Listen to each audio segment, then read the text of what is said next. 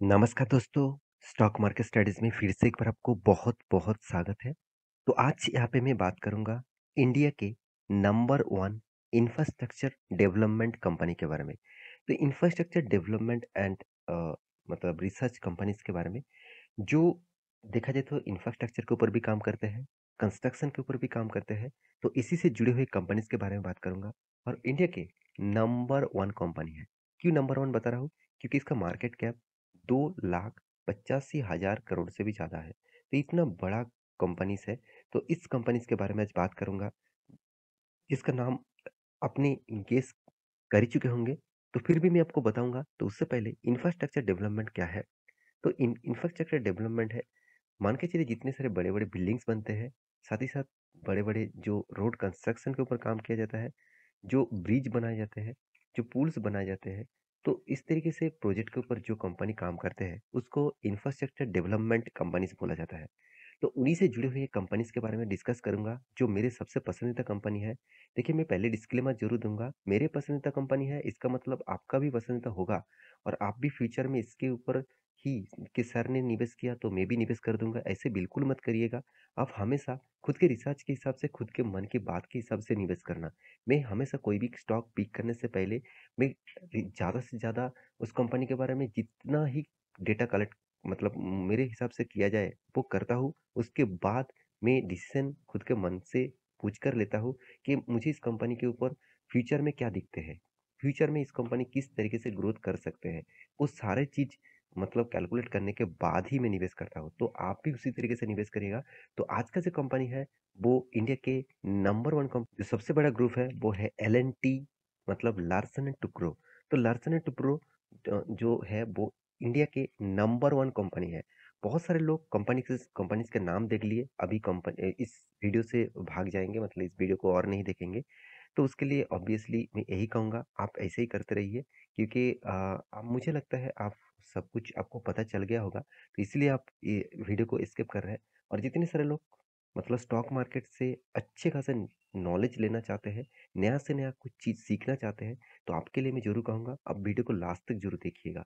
क्योंकि बहुत सारे मैं एक्स्ट्रा मतलब इन्फॉर्मेशन आपको देता रहता हूँ, साथ ही साथ मैं टेक्निकल चार्ट पैटर्न भी आपको दिखाता हूँ, जहाँ पे आपको लेवल्स बताता हूँ, जिस लेवल को ब्रेकआउट करने के बाद कंपनी एक नया हाई, एक नया लो बना सकते हैं, वो लेवल्स भी आपके साथ में शेयर करता हूँ। तो वीडियो को लास्ट तक देखना।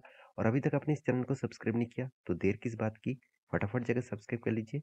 तो सबसे पहली बात, पिछले दिनों में जो चार्ट पैटर्न बना, करीबन 3% तक जाऊँ। देखिए, कोई भी स्टॉक अगर पॉजिटिव में है, तो एक चीज़ आप हमेशा याद रखना, कुछ ना कुछ पॉजिटिविटी हुआ है, जिसके कारण इस तरीके से तेज़ी देखने को मिला। अगर आप इसका न्यूज़ देखेंगे, तो न्यूज़ मतलब अभी खास न्यूज़ है क्वार्टर 2 का रिजल्ट। तो देखिए, क्वार्टर 2 का रिजल्ट सिलसिला है, मतलब जारी है। तो उस रिजल्ट में कंपनी किस तरीके से ग्रोथ किया, आप यहाँ पे देख सकते हैं। 22.5% का ग्रोथ किया। मैं आपको धमाकेदार रिजल्ट इसीलिए बताया कि कंपनी धमाका किया खुद का रिजल्ट में, प्रॉफिट में, साथ ही साथ रेवेन्यूज में। देखिए, बहुत सारे कंपनीज क्या करते हैं, रेवेन्यूज डाउन होता है, उसके बाद प्रॉफिट अच्छा खासा होता है। और बहुत सारे कंपनीज ये भी होते हैं, रेवेन्यू ज़्यादा होता है, प्रॉफिट डाउन हो जाता है। तो इस कंपनी ने दोनों चीज़ को मतलब फोकस में रखा। जैसे आप देखेंगे तो 23% इसका रेवेन्यूज ग्रोथ हुआ और 22% इसका प्रॉफिट जाम हुआ। इसका मतलब कंपनी अच्छा खासा एक रिजल्ट पब्लिश किया। तो किस तरीके से रिजल्ट हुआ, किस बेसिस से रिजल्ट हुआ, तो चलो उसी के बारे में डिस्कस कर लेते हैं। तो देखिए, रिजल्ट दिखाने से पहले मैं एक पॉइंट्स आपके साथ ज़रूर शेयर करना चाहूँगा। देखिए, मैं रिजल्ट हर कंपनीज़ के रिजल्ट में नहीं दिखा पाता।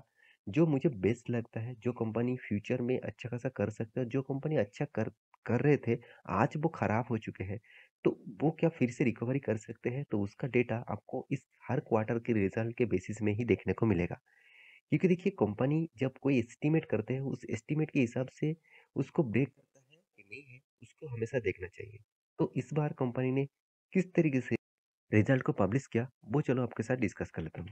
सबसे पहले फर्स्ट जो कॉलम है, वो इस बार का रिजल्ट मतलब Q2 का रिजल्ट।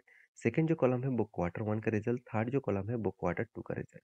तो यहाँ पे जो रिजल्ट का जो रेशियोज़ है, बहुत शानदार रेशियोज़ है। आप इसका रिजल्ट देखेंगे, तो टोटल इनकम के बारे में बात करूँ, तो 43,500, जो पिछले बार कितना था, 36,500, पिछले साल में था 35,300। मतलब कंपनी का जो रेवेन्यूज है वो 23% का जंप हुआ है। बहुत शानदार यहाँ पे जंप देखने को मिला। तो पहले एक बिग पॉजिटिव नहीं, डबल पॉजिटिव लेकर ही कंपनी बिजनेस का रिजल्ट पब्लिश किया। अभी देखना है कंपनी का एक्सपेंस कितना हुआ। तो देखिए एक्सपेंस के बारे में बात करूँ तो कंपनी का पहले देखना चाहिए कंपनी का कौन सा जगह पे ज़्यादा से ज़्यादा खर्चा हो रहा है।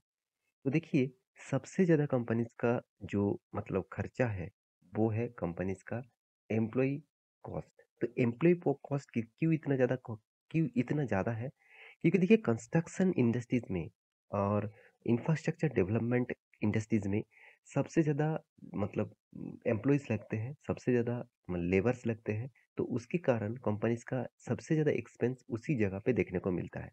हाँ, आप कहेंगे सर उससे ज़्यादा कुछ एक्सपेंस है? हाँ, और भी एक्सपेंस है, जैसे मैन्युफैक्चरिंग एंड या फिर consultancy sorry construction and operating expense, ये भी बहुत ज़्यादा होता है कंपनीज के।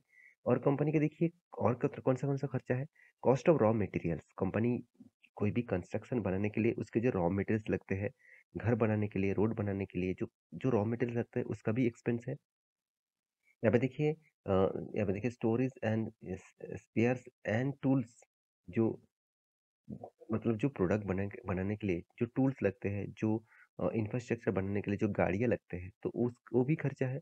तो इसका देखिए सब यहाँ पे देखिए construction charges and construction material charges, साथ ही साथ परचेज स्टॉक एंड ट्रेडिंग, मतलब स्टॉक ट्रेड के लिए भी खर्चा लगता है।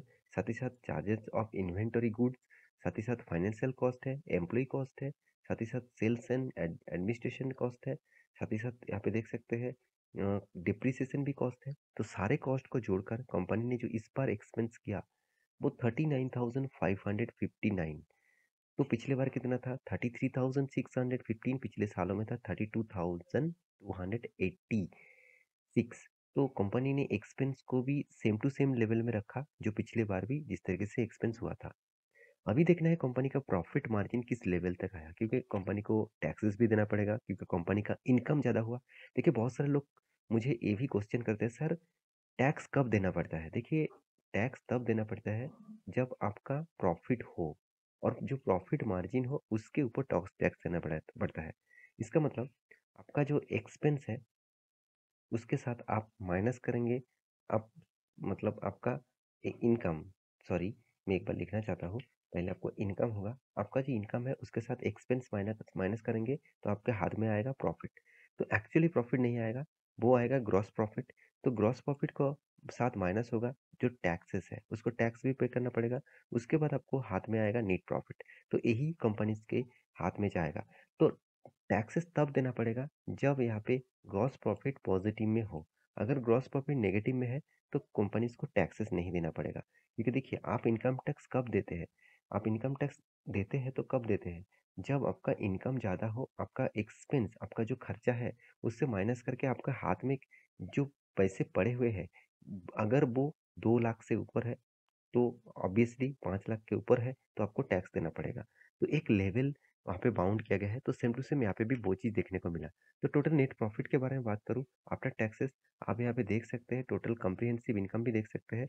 तो 2228, पिछले बार था 1700, पिछले साल में था 1800।